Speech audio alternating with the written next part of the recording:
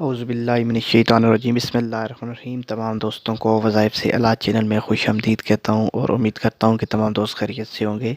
दोस्तों, इस वीडियो को पूरा देखना है। अगर आपने ये असर ख़त्म करने के लिए ये अमल करना है, ये तवीज़ दिखना है, तो दोस्तों ये तवीज़ अगर किसी ने आप पर जादू किया हुआ है, आपके घर में जादू किसी पर किया हुआ है या आपके किसी अज़ीज़ पर जादू किया हुआ है, उसको कोई जादू खिलाया गया है, कोई तवीज़ लिख कर इस तरह, तो उसके असरात को ख़त्म करने के लिए ये नक्शा आपने लिख कर उसको पानी में घोल कर पिलाना है। इंशाअल्लाह ताला अल्लाह के करम फ़ज़ल से बेहतरीन हो जाएगा, वो मरीज़ ठीक हो जाएगा।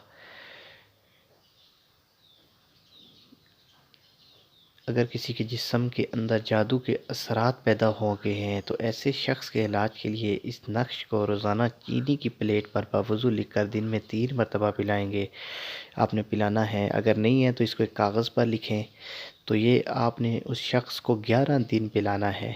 इसको एक कागज़ पर ज़ाफ़रान से लिख लें, ज़ाफ़रान नहीं है तो स्याही से लिख लें, काली स्याही से लिख लें। उसको लिखने के बाद एक बोतल में डाल लें। उसको 11 दिन तक आपने मरीज़ को ये नक्श पिलाना है, ये तवीज़ पिलाना है। इंशाअल्लाह अल्लाह के करम फ़ज़ल से शिफ़ा होगी।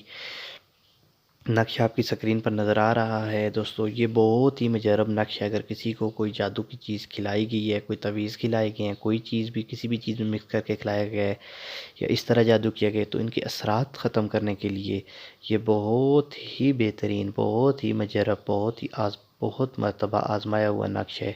तो ये नक्शा आपको अपनी स्क्रीन पर नज़र आ रहा है। ये आप नक्श लिख सकते हैं। मेरे किसी भी भाई का कोई भी सवाल हो तो हमसे कर सकता है, कोई भी मसला हो तो हमसे पूछ सकता है।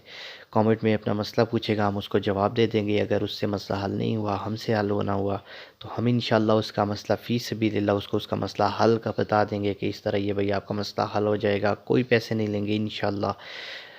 तो उम्मीद करता हूँ मेरी वीडियो आपको अच्छी लगी होगी। मेरे चैनल को सब्सक्राइब करें, मेरी वीडियो को शेयर करें, बेल आइकन को प्रेस करें। आज तक की वीडियो के लिए इतना ही। अगली वीडियो तक मिलते हैं।